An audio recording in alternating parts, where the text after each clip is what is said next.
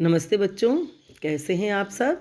आज हम कक्षा 12 है हिंदी साहित्य की पाठ्य पुस्तक अंतरा से पद्य पाठ 2 सूर्यकांत त्रिपाठी निराला द्वारा रचित कविताओं का अध्ययन करेंगे।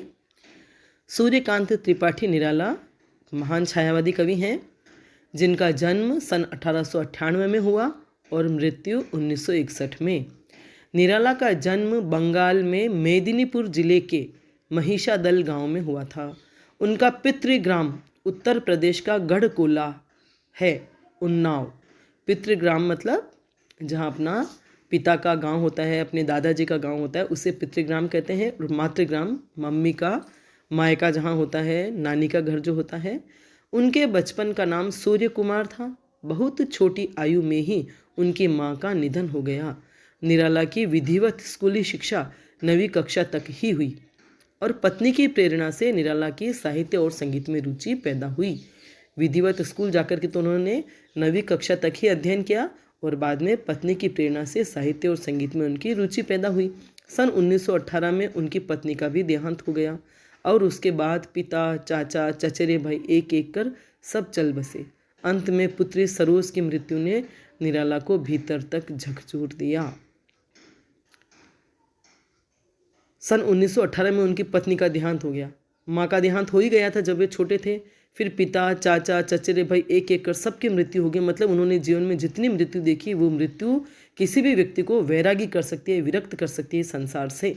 और वही आप उनके काव्य में देखेंगे, एक रूखापन, एक कठोरता और संसार के प्रति तिक्तता और एक वैराग्य भाव। अपने जीवन में निराला ने मृत्यु का जैसे साक्षात्कार किया था। मतलब मृत्यु का साक्षात्कार, मृत्यु को इतना सामने देखा उन्होंने। अपनी माँ की मृत्यु देखी, सभी परिजन की मृत्यु उन्होंने अपनी आंखों के सामने देखी थी। इसलिए उससे उन मृत्युओं ने मतलब उन सभी के बिछोह ने उन्हें भीतर तक झकझोर दिया, हिला दिया, गहरा आघात पहुंचाया। उसकी अभिव्यक्ति उनकी कई कविताओं में दिखाई देती है और यही दुख, यही विरक्ति भाव और यही वेदना और पीड़ा उनकी सभी कविताओं में दिखाई देती है। आज जो हम कविता पढ़ेंगे, गीत गाने दो मुझे, और सरोज स्मृति भी उनकी पुत्री को लेकर के ही है।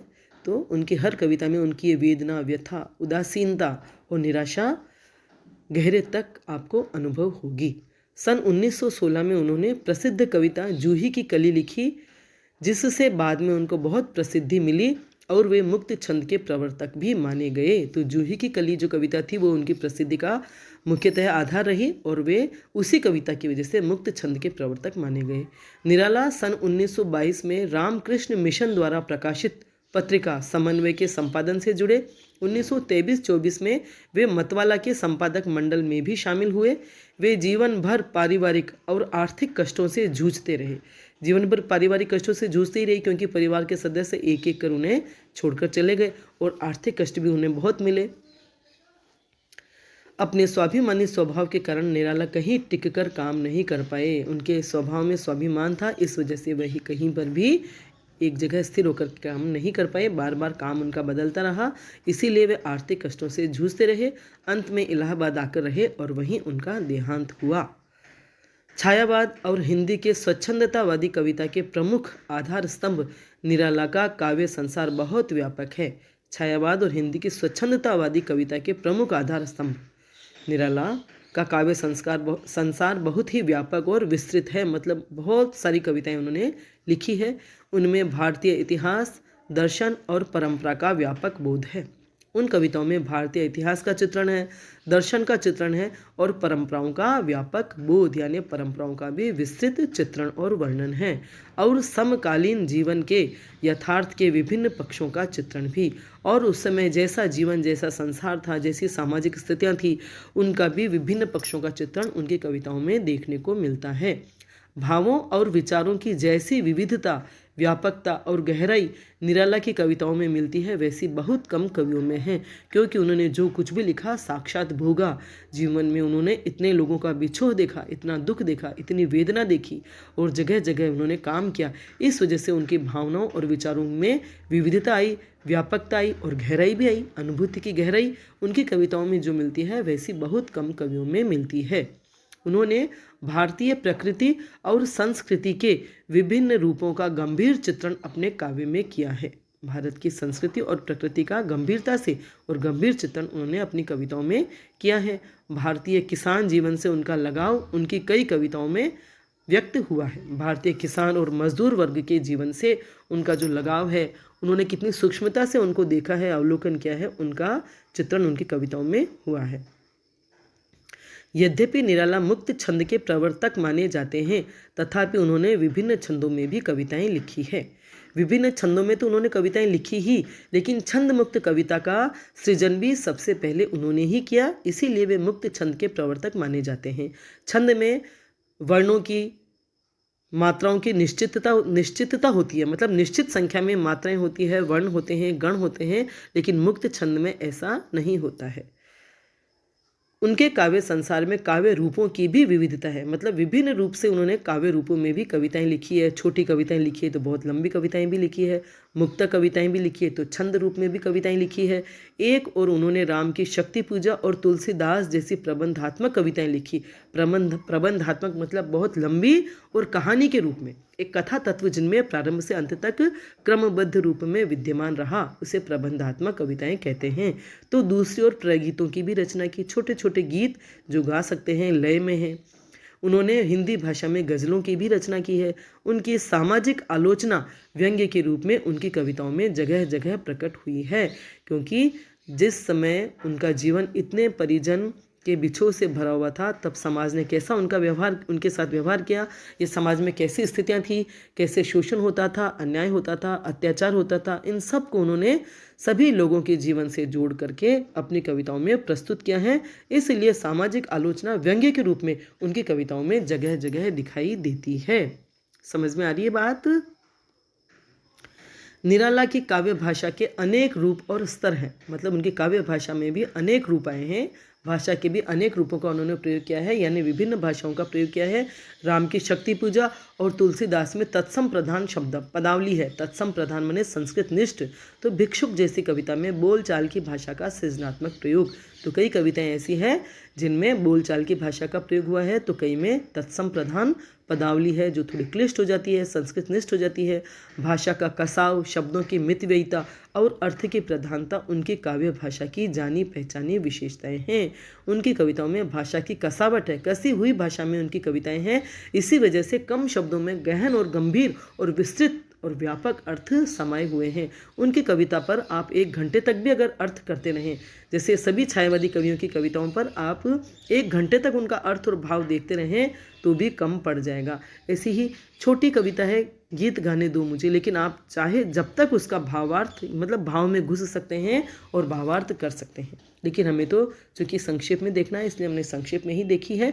लेकिन उन्होंने कम शब्दों में गहन और विस्तृत अर्थ प्रयुक्त किए हैं, मतलब प्रयुक्त हुआ है उनकी कविताओं में। इसीलिए शब्दों की मितव्ययिता है, भाषा का कसाव है और अर्थ की प्रधानता है, जो उनकी काव्य भाषा की जानी पहचानी विशेषताएं हैं। निराला की प्रमुख काव्य कृतियाँ हैं परिमल, गीतिका, अनामिका, तुलसीदास, कुकुरमुत्ता, अणिमा, नए पत्ते, बेला, अर्चना, आराधना, गीत गुंज आदि। और निराला ने कविता के अलावा कहानियाँ और उपन्यास भी लिखे।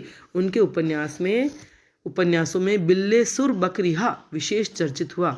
उनका संपूर्ण साहित्य निराला रचनावली के 8 खंडों में प्रकाशित हो चुका है। माने निराला रचनावली नाम से 8 खंड प्रकाशित हुए हैं, जिनमें उनका संपूर्ण साहित्य प्रकाशित हुआ है। गीत गाने दो कविता में निराला ने ऐसे समय की ओर इशारा किया है जिसमें चोट खाते खाते, संघर्ष करते करते होश वालों के होश खो गए हैं। गीत गाने दो कविता में निराला ने समाज में कैसा समय चल रहा था, कैसा युग चल रहा था, कैसे लोग थे, उनका चित्रण क्या है कि चोट खाते खाते और संघर्ष करते करते जो होश वाले लोग थे, जो जागरूक थे, जो मजबूत थे, जो सक्षम थे, उनके भी होश उड़ गए हैं, होश खो गए हैं। यानी जीवन जीना आसान नहीं रह गया है, क्योंकि कुछ इतने कुटिल और कपटी लोग, इतनी कुटिल और कपटी शक्तियां हमारे समाज में विद्यमान हैं कि वे आम लोगों को आराम से, आसानी से साधारण जीवन भी व्यतीत नहीं करने देती। पूरी मानवता हाहाकार कर रही है। लगता है पृथ्वी की लौ बुझ गई है, मनुष्य में जिजीविषा खत्म हो गई है। इसी लौ को जगाने की बात कवि कर रहा है और वेदना को छिपाने के लिए, उसे रोकने के लिए गीत गाना चाहता है। निराशा में आशा का संचार करना चाहता है। ठीक है। सरोज स्मृति कविता निराला की दिवंगत पुत्री सरोज पर केंद्रित है। यह कविता बेटी के दिवंगत होने पर पिता का विलाप है। सरोज स्मृति नामक जो कविता हमारे पुस्तक में संकलित है, वह उनकी दिवंगत पुत्री, दिवंगत माने जिसकी मृत्यु हो गई, उस पुत्री सरोज पर केंद्रित है। सरोज को लेकर लिखी गई है, सरोज की स्मृति में, सरोज की याद में लिखी गई है। यह कविता बेटी के दिवंगत होने पर पिता का विलाप है। सबके खो देने के बाद भी बेटी आपके जीवन का आधार बन सकती है, पूरे जीवन का आधार, लेकिन उस बेटी को भी उन्होंने खो दिया। बेटी की जब मृत्यु हो गई तब उनका हृदय हाहाकार कर उठा। उस विलाप को, उस रोने को उन्होंने अपनी इस कविता में बहुत ही मार्मिकता से व्यंजित किया है। बहुत ही मर्मस्पर्शी कविता है। पिता के इस विलाप में कवि को कभी शकुंतला की याद आती है, तो कभी अपनी स्वर्गीय पत्नी की। बेटी के रूप रंग में पत्नी का रूप रंग दिखाई पड़ता है, जिसका चित्रण निराला ने किया है। यही नहीं, इस कविता में एक भाग्यहीन पिता का संघर्ष, समाज से उसके संबंध, पुत्री के प्रति बहुत कुछ न कर पाने का अकर्मण्यता बोध भी प्रकट हुआ है। मतलब इस कविता में उन्होंने अपने आप को भाग्यहीन पिता कहा है कि भाग्यहीन पिता ने किस तरह से पूरे जीवन भर संघर्ष किया और समाज से उसके कैसे संबंध रहे, समाज ने उसके साथ कैसा व्यवहार किया और पुत्री के लिए वे कुछ भी नहीं कर पाए। इसका भी अकर्मण्यता बोध जो उन्हें सालता रहा है, वह इस कविता में प्रकट हुआ है, अभिव्यक्त हुआ है। इस कविता के माध्यम से निराला का जीवन संघर्ष भी प्रकट हुआ है। वे कहते हैं, दुख ही जीवन की कथा रही, क्या कहूँ आज जो नहीं कही। मतलब पूरा जीवन दुख की कहानी बनकर रह गया और क्या नहीं कहूँ जो आज नहीं कहा, मतलब आज तक नहीं कहा, जो सब उन्होंने अपनी कविताओं में, इस कविता में मुख्य रूप से सरोज स्मृति में उड़ेल दिया। ठीक है। अब आगे बढ़ते हैं, हम कविता पढ़ते हैं। गीत गाने दो मुझे, छोटी सी कविता है लेकिन भाव बहुत ही गहन है, गंभीर है। गीत गाने दो मुझे तो वेदना को रोकने को, चोट खाकर राह चलते होश के भी होश छूटे, हाथ जो पाथे ही थे ठग ठाकुरों ने रात लूटे, कंठ रुकता जा रहा है, आ रहा है काल देखो, भर गया है जहर से संसार जैसे हार खाकर, देखते हैं लोग लोगों को सही परिचय न पाकर, बुझ गई है लो प्रथा की, बुझ गई है लौ प्रथा की, जल उठो फिर सींचने को, गीत गाने दो मुझे तो वेदना को रोकने को। तो कवि निराला कह रहे हैं कि मेरी वेदना अर्थात मेरी पीड़ा को, मेरी व्यथा को रोकने के लिए मुझे गीत गाने दो। कवि के जीवन में ऐसी अनेक घटनाएं घट चुकी है जिससे उनका जीवन वेदना से परिपूर्ण हो चुका था। उनके जीवन में माँ, पत्नी, भाई, पिता और फिर पुत्री की मृत्यु ने उन्हें गहरा आघात पहुंचाया। कोई भी व्यक्ति ऐसी परिस्थितियों में धैर्य खो सकता है और खो ही देता है, तो यही स्थिति निराला की है। इसलिए वे अपनी वेदना को, व्यथा को और दुख को कम करने के लिए, भुलाने के लिए गीत गाना चाहते हैं। काव्य रचना करके कवि हृदय व्यक्ति अपना दिल हल्का कर लेते हैं, अपनी पीड़ा को, हृदय को निष्कासित कर देते हैं। यहाँ कवि इसी भाव से गीत गाना चाहता है ताकि उसका दुख अभिव्यक्त होकर उसे राहत दे सके। इसलिए निराला जी कह रहे हैं, गीत गाने दो मुझे वेदना को रोकने दो। और कई बार यह वेदना और दुख ही हमारे अंदर काव्य क्षमता पैदा करती है। जैसा कि वाल्मीकि की पंक्ति थी, वियोगी होगा पहला कवि, मतलब वाल्मीकि के लिए कहा गया था, वियोगी होगा पहला कवि, भूल गई मैं पंक्ति, चलो आगे बढ़ते हैं हम। तो ये जो वेदना है, ये जो व्यथा है, हमें भी कविता करने के लिए प्रेरित कर सकती है, कविता करने के लिए उद्वेलित कर सकती है। और हम कविता के द्वारा या गद्य में भी लिखकर अपने भावनाओं को अभिव्यक्त करके, अपने भावों और विचारों को दिल से, दिमाग से खत्म करके संतोष और राहत प्राप्त कर सकते हैं। वियोगी होगा पहला कवि, आह से उपजा होगा गान। सॉरी मुझे तो पता नहीं कैसे पंक्तियाँ भूल रही हूँ। चलो मैं कविता की तरफ ही बढ़ती हूँ। तो आगे कवि कह रहे हैं, चोट खाकर राह चलते होश के भी होश छूटे, हाथ जो पाथे ही थे ठग ठाकुरों ने रात लूटे। चोट खाकर राह चलते होश के भी होश छूटे। चोट खाकर राह मने मार्ग, वेदना मने व्यथा पीड़ा, होश के भी होश छूटे। होश मने जो चेतनता हमारे भीतर होती है, ऐसे होश वाले व्यक्तियों के भी होश छूट गए, होश उड़ गए। तो चोट खाकर निराला जी कह रहे हैं, निराला जी ने जीवन में बहुत चोटें खाई है, संघर्ष किया है। वे अपने जीवन के संघर्ष और चोटों को सहते सहते जैसे हार गए हैं, थक गए हैं जीवन से। जीवन में इतना संघर्ष था, इतनी चोटें उन्होंने खाई है कि उनके होश ही छूट गए, होश ही उड़ गए। उन्होंने अपनी पीड़ा, संघर्ष और चोट को आम आदमी के जीवन से जोड़ दिया है। इस कविता में उन्होंने जो भाव व्यक्त किए हैं, अपनी वेदना को, अपनी निराशा, अपने संघर्ष और अपने दुख को आम व्यक्ति से जोड़ करके व्यक्त की हैं। और इस गीत में उन्होंने ऐसे व्यक्तियों की भावनाओं को अभिव्यक्ति दी है जो उपेक्षा, शोषण और अन्याय की चोट खाते और संघर्ष करते हुए थक गए हैं। यह संसार ऐसा ही है। सामाजिक पक्ष से जो कमजोर होते हैं व्यक्ति, उन्हें सहारा या सहयोग नहीं देता, बल्कि उनका फायदा उठाता है, उनका शोषण करता है, उन पर अन्याय करता है, अत्याचार करता है। और इस वजह से ऐसे व्यक्ति टूट जाते हैं, उनके होश ही उड़ जाते हैं कि हम इतने सशक्त थे, इतने समर्थ थे, लेकिन समाज ने हमको भावनाओं से, भावनात्मक रूप से तो हम टूट ही गए थे, और इन्होंने बाकी और रही सही कसर भी पूरी कर दी। ऐसा उनकी इस कविता में भाव बहुत ही गहराई से व्यक्त हुआ है। ऐसे में जो लोग जीवन में समर्थ होते हैं, उनके भी होश उड़ जाते हैं। हाथ जो पाथे ही थे, ठग ठाकुरों ने रात लूटे। आगे वे कह रहे हैं, इन पंक्तियों में निराला का प्रगतिवादी स्वरूप दिखाई देता है। यहाँ वे समाज में व्याप्त पूंजीवादी लूट खसोट का वर्णन कर रहे हैं। हाथ जो पाथे ही थे, ठग ठाकुरों ने रात लूटे, और उसके शोषक स्वरूप को व्यक्त कर रहे हैं। यहाँ ठग ठाकुरों से कवि का आशय पूंजीपतियों से, धर्म गुरुओं से और ऐसी हस्तियों से है जिनका दायित्व समाज के मान्यताओं, परंपराओं और सिद्धांतों की सुरक्षा करने का था, लेकिन जिनके हाथ सहारा व संबल बनने चाहिए थे, जो हाथ सहारा बनने चाहिए थे मार्ग में, उन्होंने ही संघर्ष करने वाले आम लोगों को लूट लिया। पाथे मने पथ का सहारा। कोई पथिक होता है तो वह पथ में अपना रास्ता पूरा करने के लिए, मार्ग में चलने के लिए भोजन जैसे लेकर जाता है, तो उस पथिक का पाथे ही होता है भोजन। तो जिन लोगों का सहारा बन सकते थे, बड़े बड़े लोग, बड़ी बड़ी हस्तियां, उन्होंने ही उनको लूट लिया। उन्होंने ही संघर्ष करने वाले आम लोगों को लूट लिया। ठग तो रात को लूटते हैं, पर समाज के इन ठगों ने, सफ़ेद पोशों ने दिन में ही जीवन रूपी मूल्यवान वस्तु लूट ली। जीवन में जो संघर्षों से जूझने में सक्षम थे, समर्थ थे, वे भी उनके समक्ष हार गए। उनके भी होश कमजोर पड़ गए। संसार में जीना कठिन हो गया, है ना।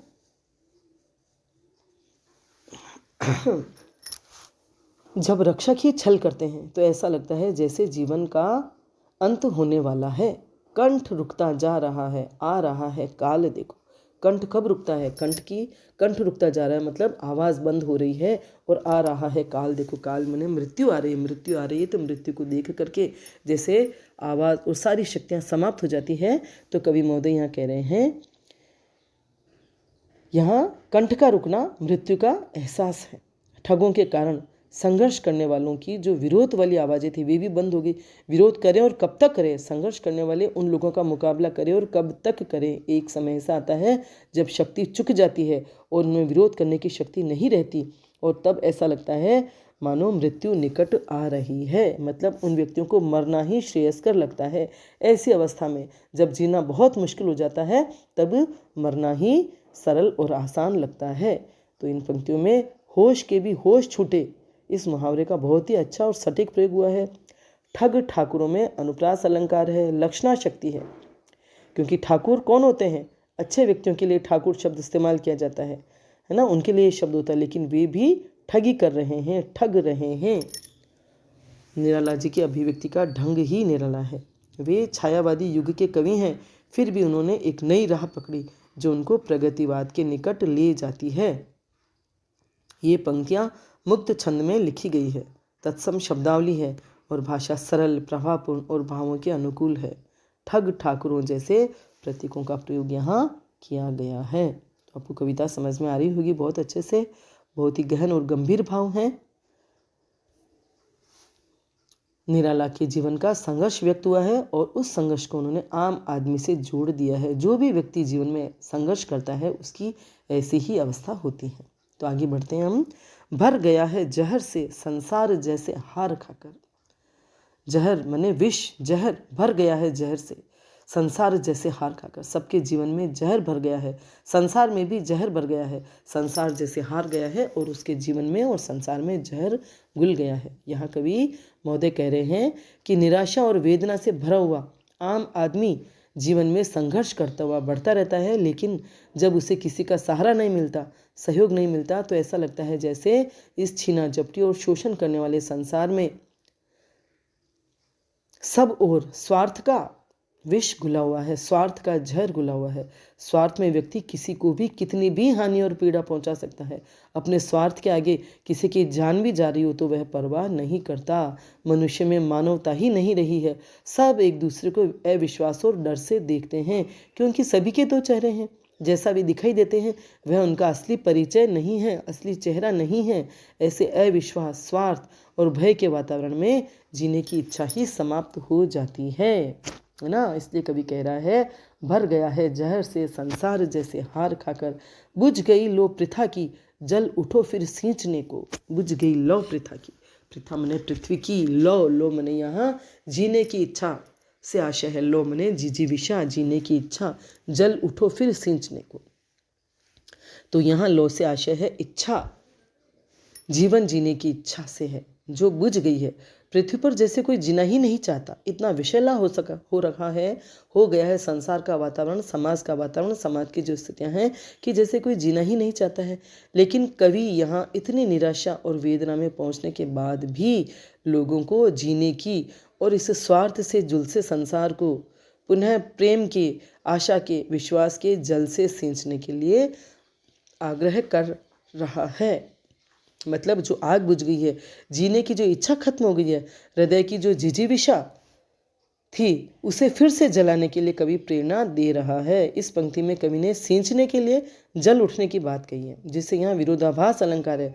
मतलब यहाँ ये है कि दुनिया को प्रेम से सींचने के लिए अपने भीतर पुनः प्रेम की लौ जलाने के लिए कवि आग्रह कर रहा है, प्रेरित कर रहा है। समझ में आ रही बात कि बुझ गई लो प्रथा की, जल उठो फिर सींचने को। लो क्यों बुझ गई है, जिजीविषा क्यों समाप्त हो गई है? क्योंकि संसार का वातावरण विषाक्त हो गया है, विषैला हो गया है, प्रेम खत्म हो गया है। तो वापस वह अपने हृदय में प्रेम जगाकर संसार में प्रेम फैलाने की बात कर रहा है। यहाँ लोगों में अनुप्रास अलंकार है।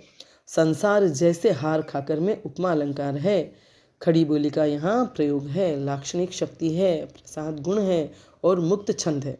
तो इस प्रकार इस कविता में कवि अथाह निराशा और वेदना में डूबा हुआ होकर भी अंततः आशा का और जिजीविषा का संचार करना चाहता है।